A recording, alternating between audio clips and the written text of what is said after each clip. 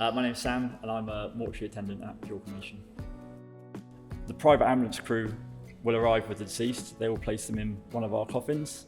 They will itemise and carry out any ID checks needed at that time. They will place the person into the dedicated storage rooms we have here. Once they get a cremation date, we will bring them back out and carry out what is called the final preparation, where we confirm all their identification tags against the documents provided by third parties such as doctors and coroners and that sort of thing. We'll also carry out any instruction related to the jewellery or the personal effects that might be with that person. And finally, identify and remove any sort of hazardous implants that maybe need dealing with before we can proceed with the cremation. At that point, it's across to the crematorium team to carry out the cremation. Every person that comes into our care is tracked using a dedicated QR code, as well as all their obvious points of ID, such as name and date of birth and that sort of thing.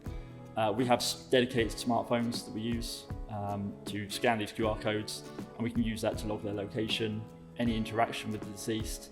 So everything is checked multiple times, logged multiple times, and it all uploads onto our CRM system. So you can see the full process this person's been through and ensure that everything's carried out prior to the cremation. At Pure Cremation, we use a solid wood eco-friendly coffin for the simple reason they're practical. They're, like I said, eco-friendly, sustainable, as well as just maintaining the dignity and safety of the deceased. We treat every deceased as if they're our own family member. So if we're looking at someone and we might just straighten their head up, we might, just wipe their face down, we might just straighten out their shirt, do their buttons up, just little things like that, little attention to detail, just to treat that person with the respect they deserve. A moment that stays with me, it's not really one moment, it's more of a sort of a constant thing, is just seeing all the little keepsakes and items and letters that families send in or leave with the deceased. It reminds you there's families out there thinking of this person, and this person was an individual, who had their own life, their own experiences, and that somewhere in the world they're missed, and you need to treat that person as if the family were stood there watching you.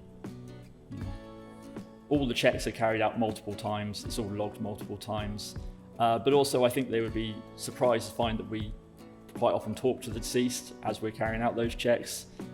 We treat them like people, like they're our own family, and you can see that when people are working with them.